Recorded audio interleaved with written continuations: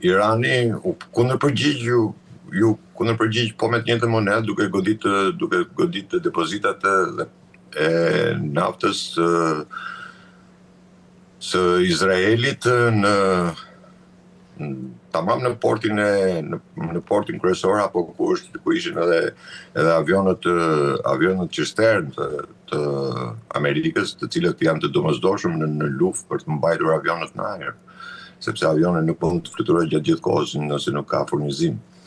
Kështu që ishte një taktike e gabuar e Izraelit dhe megjithëse ishte e njoftuar sipas generalëve amerikanë që mos goditeshin këto puse, ai përsëri goditi. Pra, ai më tepër më duket sikur Izraeli kërkon me çdo kush, me çdo formë që ta tërheqë dhe ta mbaj Amerikën në këtë luftë. Por kosto është shumë e lartë, mos harrojmë se lufta vërtet ne e shohim nga pikpamja taktike, po kemi të bëjmë edhe me politikën pastaj se në dorë janë zgjedhjet në parlamentin apo në kongresin apo senatin e Amerikës.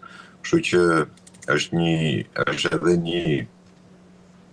një paraprit për sa i përket zgjedhjeve, sepse nëse do ketë një humbje të zgjedhjeve në një rast dalim sikur humb Partia Republikane, humb gjithë reputacione dhe i bie edhe fuqia e presidentit në atë moment. Kështu që duhet pak edhe në pikpamjen politike se si ecën politika në këtë lloj situate. Nuk është vetëm lufta.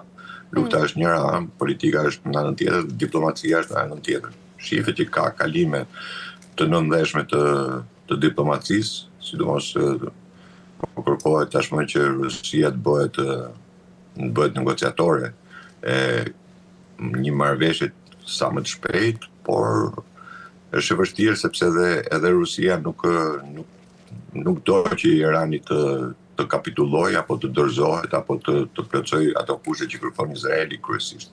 Jo më Amerika, po më tepër i kërkon Izraeli.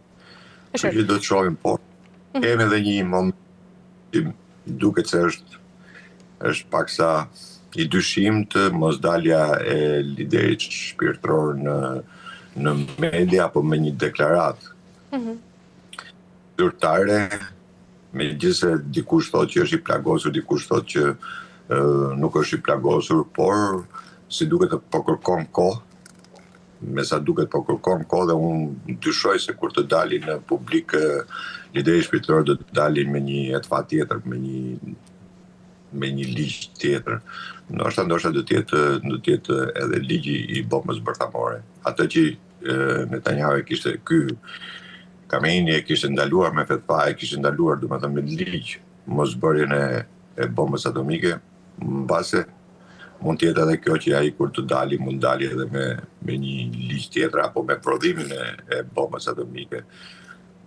Mund dali dhe të thotë që e kemi prodhuar, e kemi gati, e kemi bërë, sepse tek e funit e gjithë uzina, rafineria e Iranit, gjithë prodhimi i Iranit është nën tokë, rreth me sa flitet duhet jetë rreth një 600-700 metra nën tokë, domethënë uzinat, kështu që nuk dihet se çfarë ndodh, e gjithë prodhimi i iraniumit ata e kanë, iraniumi nuk është se s'kanë, kështu që prandaj edhe mosdalja e tij është tle pak për dyshuar, domethënë sepse është e habitshme që të zgjidhet një kryetar siç është forma e regjimit të tyre që e kanë me liderin shpirtëror dhe mos bëj asnjë lloj deklarate. Është paksa u bë 4 ditë, domethënë që e diela që është zgjedhur deri më sot nuk ka dhënë absolutisht asnjë lloj deklarate. Kështu që edhe kjo të le pak për dyshuar në këtë lloj prizmi. Por, zotëri Koçi, nëse këto bombardime do të vazhdojnë dhe sigurisht Irani ndoshta mund godas bazat amerikane, cili do të ishte skenari më i keq për rajonin dhe a mendoni se në këtë fazë të konfliktit ka ende mundësi për negociata dhe për një tryezë bisedimi mes palëve? Që lufta do vazhdojë, nuk diskutohet, pa nëse nuk ulen palët në tavolinë, lufta do vazhdojë. Për sa kohë bisedime, atë që Irani e ka thënë që ne 2 herë ishim në bisedime dhe 2 herë u prem besë, themi, nga Shtetet e Bashkuara të Amerikës, pavarësisht se goditjen e ka bërë Izraeli dhe jo Amerika. Lufta do vazhdojë dhe bazat amerikane ashtu që ata kanë deklaruar gjithmonë dhe po ta shohësh të gjithë objektivat janë objektiva ushtarak. Dhe ajo që bëri përshtypje thash vetëm që do goditeshin bankat apo qendrat ku ata mendojnë se strehohen apo janë vend komandat ushtarake. Dhe përsa i përket bisedimeve thash duhet ketë një negociator. Omani nuk është më negociatori i këtyre bisedimeve, pra u dojq.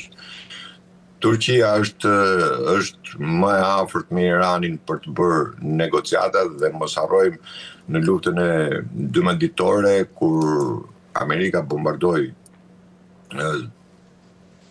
stacionet e themi ku pretendoi për armë bërthamore, Turqin kishte lajmëruar që do bombardojë dhe Turqia lajmëroi Iranin për goditjen që bën në atë kohë. Por edhe Turqia me sa duket nuk është shumë themi se tek e fundit edhe Turqia ka një leverdi që lufta të vazhdojë, sepse kthehet në tubacion, ka një tubacion i cili kalon nga Turqia për shitjen e naftës, kështu që edhe Turqisë masi i leverdisë edhe kjo sepse del i gjithë problemi është ekonomia, pra gjithse kush kërkon të përfitojë edhe ekonomikisht vetë.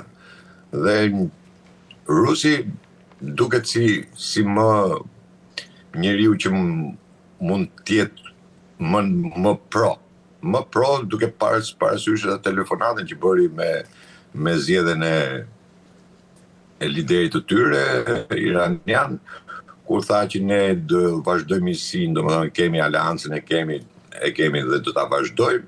Dhe ajo që më bëri përshtypje ishte vetëm një frazë e Putinit ku i thoshte që ti duhet vazhdosh rrugën e Tiatit.